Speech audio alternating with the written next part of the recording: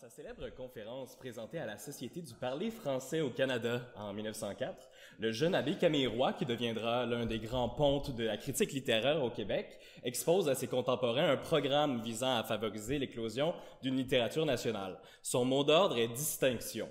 Pour être aisément distinguable de son pendant français, le roman canadien doit prioriser des thèmes indissociables de sa réalité nationale. Lorsqu'on songe aux courants ayant dominé le paysage romanesque canadien-français de la première moitié du 20e siècle, sans doute le roman parlementaire ne s'impose-t-il pas avec autant d'autorité que les romans historiques ou ceux du terroir.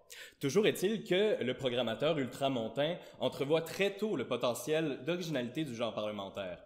Il écrit « L'âme canadienne s'est habituée à s'inquiéter beaucoup des choses du gouvernement et elle a appris à faire fonctionner le rouage des machines constitutionnelles. Notre régime parlementaire a singulièrement développé en elle cette aptitude et l'âme canadienne est devenue plus que l'âme française capable d'orienter sans violence et sans secousse, sa vie publique. » Et nul doute que le romancier qui voudrait peindre nos mœurs politiques trouverait dans l'étude de toutes les influences multiples, nobles ou malsaines, ambitieuses et intéressées, qui saturent l'atmosphère de nos parlements et qui enveloppent et captivent les lecteurs, puis plus d'un sujet vraiment original. Et la vertu et la naïveté des uns et le cynisme des autres ont ici des manifestations qui les distinguent assez par de certaines nuances et par des traits fort typiques des politiciens français d'outre-mer. De ce que l'abbé nous révèle, donc, le régime parlementaire, instauré à partir de l'acte constitutionnel, aurait accentué au moins deux vertus spécifiques à la nationalité canadienne. Sa circonspection envers la gouvernance et sa propension à s'engager politiquement, le plus souvent sans violence et sans secousse. Exception faite de l'épisode des Patriotes, mais on y reviendra. Mais l'abbé, en plus d'admettre la canadianité d'une telle démarche, tente de lui définir certains traits constitutifs. Il semble préférer le traitement romanesque au poétique et l'appréhender comme une étude de mœurs ancrée dans le réalisme. Il binarise les traits de caractère des personnages à l'aune d'une axiologie, donc noble ou malsaine, ambitieuse et intéressée, plus loin la naïveté des uns et le cynisme des autres. Il scinde les espaces diégétiques en sphères publiques et privées, qui saturent l'atmosphère de nos parlements et qui enveloppent et captivent les lecteurs, etc. Précurseur ou visionnaire, Camille Roy a fourni aux écrivains une recette gagnante et au tournant du 20e siècle, la table est mise. Les écrivains, nourris de ses conseils, n'ont plus qu'à s'inviter dans la cuisine parlementaire et à y concocter des chefs-d'œuvre. Qu'est-ce qui caractérise la fiction parlementaire au Québec? Il faut d'abord savoir qu'elle apparaît au cours d'une période de regain d'intérêt envers les rébellions des patriotes. Un phénomène qui se répand jusque dans la prose. Les thèmes nationalistes, en effet, atteignent une grande popularité dans la dernière décennie du 19e, avec l'apparition de nombreux ouvrages historiques qui sont campés durant l'insurrection de 1837-1838. Or, si on compose des romans et même une dramaturgie qui revisite l'insurrection des patriotes, ce n'est pas tant pour glorifier ces derniers que pour s'excuser de leur audace séditieuse, et surtout dans le but d'entretenir l'unité nationale. Rompant avec une certaine idéologie loyaliste qui célébrait le compromis et la bonne entente, les romans parlementaires ont pour particularité que leurs univers diégétiques secouent le joug fédéraliste. Le roman parlementaire canadien-français, tout en reconnaissant les failles, les lacunes de ce type de régime politique, indique globalement la marche à suivre pour défendre ou affirmer les droits et libertés d'un peuple et comment miser sur les pouvoirs agissants de la lutte législative. Généralement aussi, ces protagonistes clament l'aspiration du peuple québécois à l'autonomie, à l'égalité, à une liberté qui devra être acquise non dans le sang des révolutions, mais dans un parfait respect des procédures légales au Parlement. Par ailleurs, son apparition survient dans un contexte de renouvellement du discours nationaliste, je l'ai dit, et de méfiance des Canadiens et Français envers la gouvernance fédérale. Tandis que la Confédération s'apprête à célébrer son 50e anniversaire, à commémorer les noces d'or de son vaste territoire biculturalisé par la colonisation, certains, comme Lionel Groulx, appréhendent un divorce. En 1917, Groulx affirme l'avortement de l'œuvre politique de 1867. Les crises scolaires qui se succèdent au Manitoba en 1896, au Nord-Ouest en 1905, puis en Ontario en 1912, fragilisent la confiance des uns envers les autres. C'est que pour les minorités francophones et catholiques de ces provinces, l'accès à l'enseignement est restreint étant donné que les écoles séparées sont pas financées par le gouvernement, si bien que les élèves doivent fréquenter des écoles laïques et anglophones et cela précipite bien évidemment, leur assimilation. Un amendement qui va être proposé par Henri Bourassa en avril 1905 est censé remédier au problème sera battu à 126 voix contre 7. Désillusionné de la situation scolaire et linguistique au Canada, Lionel Groulx estime qu'il s'avère impossible de continuer d'organiser notre avenir dans un cadre périmé. Le cadre nouveau qu'il entrevoit est celui d'un État catholique et français qu'il conviendra de constituer aussitôt que le voudra la Providence, sur le modèle proposé par Jules-Paul Tardivelle dans le premier roman parlementaire de notre corpus. Donc voici un répertoire des œuvres qui seront abordées, agrémenté des portraits des auteurs. Hélas, j'ai échoué dans ma quête visant à retrouver le portrait d'Ernest Chouinard, auteur de L'Arriviste. J'espère qu'il me le pardonnera. J'espère de même que vous me pardonnerez de vous présenter en rafale 6 œuvres et de ne les analyser que superficiellement. Donc, en ordre chronologique, on a Pour la patrie de Jules-Paul Tardivelle, Le débutant d'Arsène Bessette, Le membre de Damas Potvin, L'Arriviste d'Ernest Chouinard, L'appel de la race de Lionel Groulx et La cité dans les fers d'Ubald Paquin.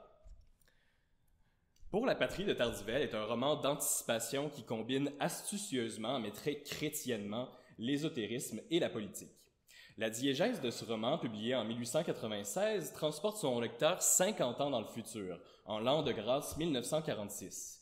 Qui aurait pu prédire que le premier roman à proclamer l'indépendance du Québec serait une œuvre de science-fiction ultramontaine? Un prophète sans doute. Mais le héros du roman, Joseph Lamirande, le député de Charlevoix, est lui-même en quelque sorte un prophète, car il est visité par un saint, il assiste à la résurrection momentanée de sa fille décédée, et bien sûr, il sauve sa patrie menacée, la province de Québec, laquelle, après avoir acquis sa souveraineté et réalisé sa destinée providentielle, sera baptisée Nouvelle-France, un nom des plus originaux. Donc, nous sommes en 1945, dans un avenir hypothétique où le Canada, libéré de la tutelle britannique, cherche à obtenir sa pleine autonomie. Pour y parvenir, le pays doit se ratifier une nouvelle constitution, une constitution flambant neuve, conçue par le gouvernement conservateur, qui décidera du sort de la nation. Toutefois, cette constitution, secrètement écrite par des sectaires francs-maçons, recèle un piège. Sous le couvert de l'union législative, les satanistes cherchent en réalité à assimiler l'élément catholique au Canada. C'est d'ailleurs Satan lui-même qui, dans le chapitre initial de l'œuvre, ordonne au principal antagoniste du roman, Montarval, de contrecarrer la destinée providentielle du Canada français en empêchant la survie du catholicisme en terre nord-américaine. Telle est l'intrigue du roman, ainsi soit-il. Observons d'abord comment cette œuvre s'approprie le langage politique et parvient à transposer le cadre parlementaire dans son intrigue romanesque. Donc, à la séance du soir, au moment où l'on croyait que tout débat était fini et que la deuxième lecture du bill était sur le point de se voter, Lamirande se leva. Un grand silence se fit aussitôt, car tout le monde comprit comme instinctivement qu'il allait se passer quelque chose de grave. « Monsieur le Président, dit-il, pour me servir du barbarisme consacré par l'usage, je soulève une question de privilège et je fais la déclaration que voici. J'accuse un membre de cette Chambre, l'honorable Aristide Montarval, député de la division centre de la Ville de Québec et secrétaire d'État, d'avoir conspiré et comploté avec diverses personnes en vue de tromper cette Chambre et le pays sur la nature du projet actuellement devant nous. Et j'ajoute que le dit projet de constitution est le fruit de conspirations et de complots contraires à l'intérêt public, au bon ordre et à la paix. J'accuse de plus l'honorable Aristide Montarval d'employer actuellement des moyens illicites, à savoir des lettres de menace, pour empêcher cette Chambre d'acquérir une connaissance vraie de la nature du projet de constitution qu'elle est appelée à voter. Je demande par conséquent qu'il soit nommé un comité spécial pour examiner cette accusation, entendre la preuve et faire rapport. » Donc, figure centrale du roman parlementaire, le protagoniste, il est tour à tour vecteur d'une doctrine et avatar du lecteur. Par son entremise est livré le message, la thèse. Le héros parlementaire possède assurément des caractéristiques dignes de mention. Il suit un parcours tumultueux, il triomphe ou échoue parfois au terme de sa quête, mais qu'est-ce qui fait de lui un être digne d'émulation? C'est ici qu'intervient la notion de sacrifice fondamentale dans la construction des héros parlementaires. Lorsqu'il formule l'accusation, Lamirande n'a aucune preuve tangible à présenter au reste de l'Assemblée législative. Il est incapable d'incriminer Montarval, même s'il sait à ce moment du livre que ce dernier est un sataniste. Il met ainsi son honneur en jeu. Son honneur devra être sacrifié sur l'autel de la patrie. Il s'agit d'une situation récurrente chez les héros parlementaires qui doivent souvent s'élever au statut de martyr. Le héros national met une valeur au-dessus de sa vie. Son sacrifice légitimise la lutte qu'il mène et dès lors, il apparaît comme un salvateur ou l'opérateur d'une sorte de destinée divine, un rédempteur, un prophète messianique de la nation. Comme par exemple... Du reste, reprit la Mirande, comme parlant à lui-même, à quoi me servira l'honneur si l'iniquité de cet homme triomphe? La perte de ma réputation, ce ne sera qu'une goutte de plus dans l'océan d'amertume et de désolation qui submergera notre malheureuse patrie si Dieu permet à cause de nos crimes que ce complot de l'enfer réussisse. En exposant mon honneur, en l'offrant en sacrifice, je puis peut-être gagner les quelques jours qui sont nécessaires pour que la lumière puisse se faire. Et si la lumière ne se fait pas, si la patrie succombe, le fardeau sera moins lourd à porter pourvu que je puisse me rendre le témoignage d'avoir tout sacrifié pour elle. Donc, je poursuis. Pour guider et aiguillonner leurs lecteurs, les romans parlementaires sont parfois très manichéens, comme dans le cas de Pour la patrie. Ils sont dotés d'un fort coefficient de moralisation et leurs polarités axiologiques peuvent se révéler imperturbables. La chercheuse Suzanne Suleiman définirait alors ce roman comme un roman antagonique où le héros ne peut en aucun cas changer de bord, ni même renoncer à se battre au cours du conflit, car cela reviendrait à subvertir ou à rendre pour le moins ambigu les valeurs défendues. Par ailleurs, l'écriture d'une éthique positive ne peut jamais se départir de son contraire. D'où la génération d'adversaires, de méchants qui vont transgresser l'ordre moral. C'est grâce à eux si l'axiologie du texte devient plausible. Dans les romans du corpus, les antagonistes parlent et mentent, ils trompent sans scrupule, ils achètent l'électorat, ils soumettent de néfastes projets de loi, nuisent aux objectifs ou à la réputation des héros et menacent l'intégrité ou la dignité du groupe représenté par les héros. Ils incarnent également, dans leur pluralité, les failles même du système parlementaire ou les dangers qui le guettent. J'ai repéré une constante qui se maintenait dans tous les textes. On peut répartir les antagonistes en deux catégories distinctes, les tentateurs et les traîtres. Les tentateurs cherchent en vain, le plus souvent, à corrompre les héros en leur promettant des titres de gloire, des richesses ou de la notoriété. Ceux qui succombent à cette collusion deviennent souvent des traîtres. Hasardeusement ou non, la plupart des traîtres dans les romans parlementaires sont des Canadiens français vendus, ou plutôt achetés par des tentateurs, lesquels sont le plus couramment anglo-saxons, comme dans la citation qui suit. La Mirande, gardant le silence, Sir Henry continua. Je sais que votre ambition n'est pas personnelle, que vous ne désirez rien pour vous-même, que votre unique passion est de rendre service à votre pays, à vos compatriotes. J'admire ce noble désintéressement. Vous êtes député non par goût, mais par devoir, n'est-ce pas? Et si une autre position, où vous pourriez rendre encore plus de service aux vôtres, vous était offerte, vous l'accepteriez, n'est-il pas vrai? Sans doute, répondit la Mirande, je ne suis pas député par goût, mais je ne vois guère d'autres postes où je pourrais en ce moment être de quelque utilité réelle à mes compatriotes. J'en vois un, moi, et je vous l'offre. C'est celui de consul général du Canada, du futur Canada libre, à Paris ou à Washington, à votre choix. Pour que le vieux scélérat m'offre un tel prix, se dit la Mirande en lui-même, il faut qu'il ait grand besoin de m'éloigner du pays. Son projet doit être diabolique. Après un moment de silence, il jeta sur Sir Henry un regard qui força le tentateur à baisser les yeux. Sir Henry ne pouvait pas regarder le jeune député en face. Le vieil intrigant, qui avait mené à bonne fin 100 affaires de ce genre, se sentait dominé, écrasé. Toutefois, changeant de ton, il fit un dernier effort, un coup d'audace. « Très bien, dit-il d'une voix devenue subitement dure et cassante. Jouons carte sur table. Mon projet ne vous conviendra pas, j'en suis convaincu, vous le combattez, mais vous le savez aussi bien que moi, tout ce que vous pourrez faire n'empêchera pas mon projet d'être accepté par la Chambre. Dès lors, pourquoi rejeter un poste où vous pourriez être utile à vos amis, à votre race? Vous allez les priver par simple entêtement, pour le simple plaisir de me faire la guerre, d'avantages très considérables. Est-ce juste? Est-ce patriotique? Mais si vous ne redoutez rien de mon opposition, pourquoi tant d'efforts pour obtenir mon silence? Et si c'est par sympathie pour notre race que vous agissez, pourquoi exiger que j'achète cette position au prix d'une infâme trahison? Sir Henry, je suis chez vous, et je ne vous dirai pas les paroles que vous méritez d'entendre. Mais vous comprendrez sans peine qu'après ce qui vient de se passer, je ne puis rester sous votre toit, ni m'asseoir à votre table. J'ai bien l'honneur de vous saluer. Donc, Sir Henry, dites-moi, qu'est-ce qui est juste? Qu'est-ce qui est patriotique? Le roman d'Arsène Bessette, Le Débutant, publié en 1914, se charge partiellement de répondre à cette interrogation. Le roman d'apprentissage fut à l'époque vilipendé par la critique parce qu'il osait attaquer de front des intérêts trop puissants, à savoir l'autorité cléricale et sa responsabilité envers l'instruction publique. Poussé par Jacques Vaillant, le député de son comté de Belle-Marie, le jeune Paul Miraut décide d'aménager à Montréal pour débuter en journalisme.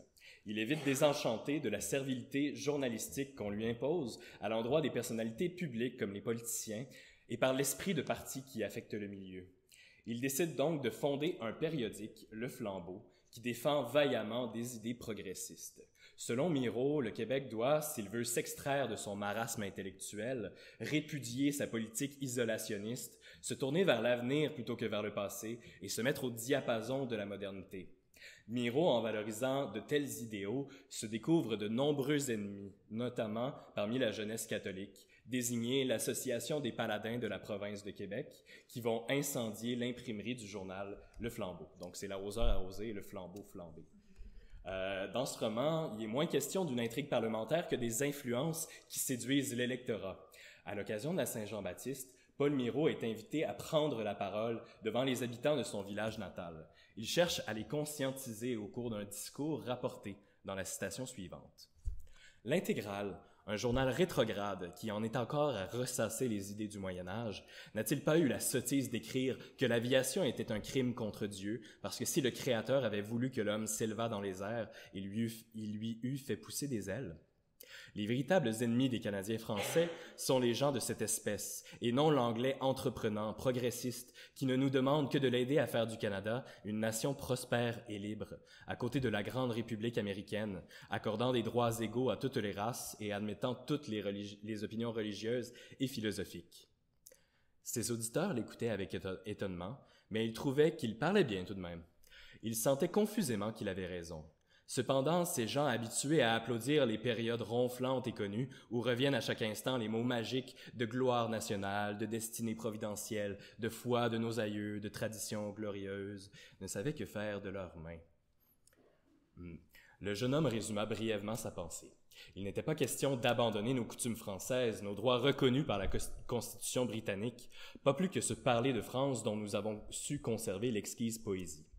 Personne ne nous demandait ce sacrifice qui serait une lâcheté.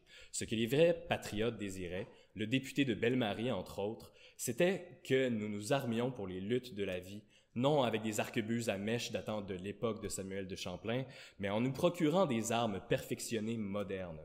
En d'autres termes, si les Canadiens français voulaient avoir leur part légitime dans l'exploitation des richesses de ce pays et, au point de vue intellectuel, jouer le rôle dont ils étaient dignes par leur intelligence, ils devaient marcher de l'avant en se mettant au niveau de la civilisation des autres peuples, au lieu de se retrancher derrière un mur de Chine fait de préjugés illusoires qu'on aurait dû reléguer au paradis des caravelles et des drapeaux fleurs d'Élysée. Donc, on voit ici comment l'auteur, par l'entremise de son personnage, invective et refute le repli identitaire censé protéger les Québécois de l'assimilation. Mais ce qu'il faut savoir, en fait, du roman parlementaire, c'est que le seul exemple probant, en fait, de violence est dans La Cité dans les fers, du Bal-Paquin, dans lequel, justement, il y a un changement de régime politique. Donc, le Québec devient la République laurentienne sous la coupe d'un président provisoire qui s'apparente un petit peu à un dictateur, tu sais. Quand il parle, sa langue claque comme un coup de fouet, puis des affaires de même. Fait que, en fait, dans les romans parlementaires, ce qu'on voit, c'est que on peut obtenir du changement, c'est possible, mais il faut vraiment passer par la législature, parce que lorsqu'on passe par la violence, c'est un échec à coup sûr. Puis dans le cas justement de la Cité dans les fers, le président provisoire, il est pendu, le Québec revient exactement au point de départ où il était. Mais je vous remercie beaucoup pour votre écoute. Merci.